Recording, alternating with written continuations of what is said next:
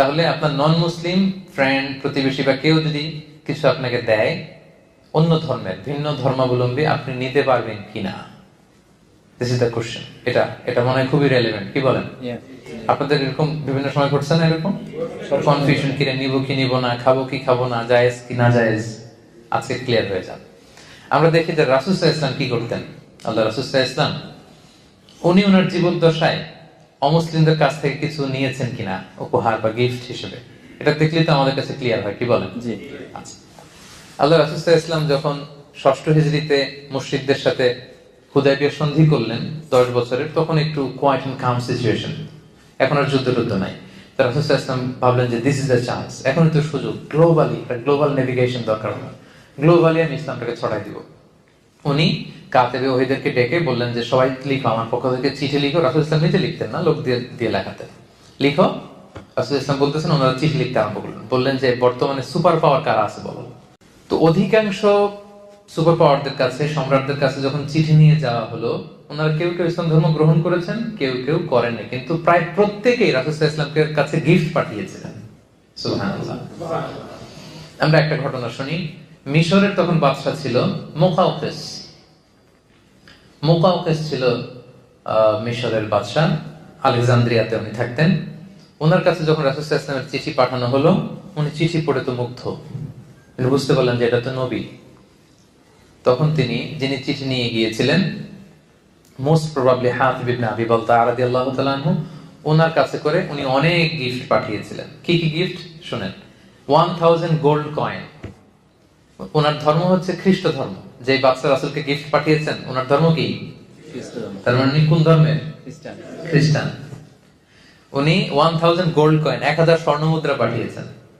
2 beautiful Christian slaves, 2 জন খ্রিস্টান সুন্দরী নারী পাঠিয়েছিলেন, দাসী। তখনকার এই প্রচলনটা ছিল। একজনের নাম হচ্ছে মারিয়া বিনতে শামআন আল-কিবতি, আরেকজনের নাম হচ্ছে সিরিন।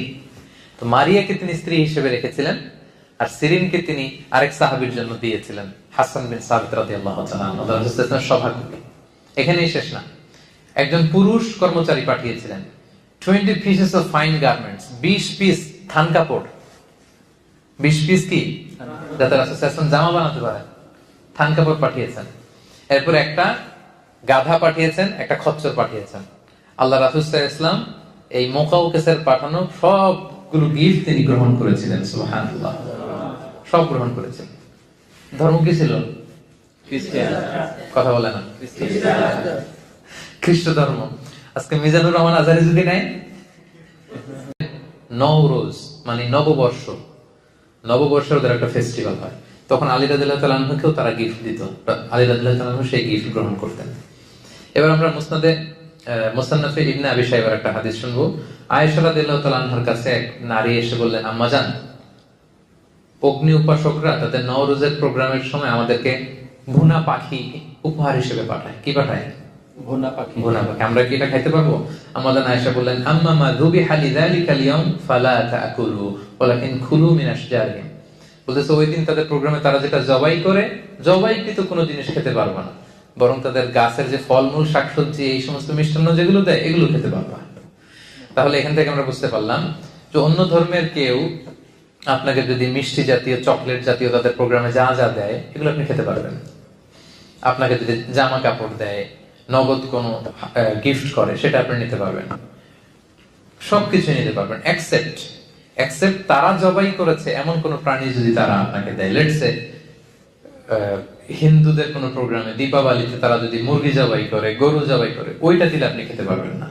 বৌদ্ধরা জবাই করেছে এরকম কোন প্রাণী দিলে আপনি খেতে পারবেন না, কারণ কোন প্রাণীকে হত্যা করার আগে, জবাই করার আগে কি বলতে হয়?